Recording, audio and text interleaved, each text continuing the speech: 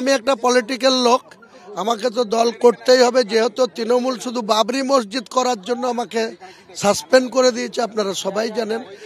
কাজেই আমি আগামী 22 তারিখে আমার নতুন দল ওপেন হচ্ছে এবং সেই দল ওপেন হওয়ার পর আমি খুব শীঘ্রই দলের রাজ্য সম্মেলন করব এই মুর্শিদাবাদে। কোন দলে যোগ দিচ্ছে?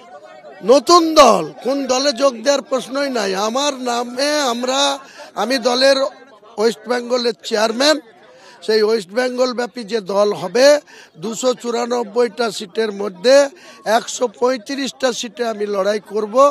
বাকি আমার সঙ্গে মিমের আসাদুল্লাহ ওয়াইসি সাহেবের সঙ্গে আমার জোট করব, গঠবন্ধন করব। আমি তার সঙ্গে কথা বলেছি, তিনি আমার সঙ্গে হায়দ্রাবাদে আমাকে আহ্বান করেছে।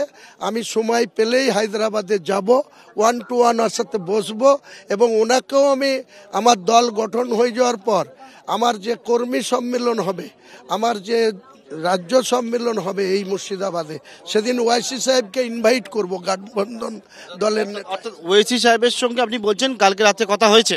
বললাম তো আপনাকে, কথা না হলে আপনাকে এমনি বলছি, ওয়াইসি সাহেব উদ্গীব হয়ে আছে হুমায়ুন কবিরের সঙ্গে 1 to 1 বসার জন্য। মিম তো ফাইনাল, এর সঙ্গে যদি আইএসএফও আসে আমি ওয়েলকাম জানাবো।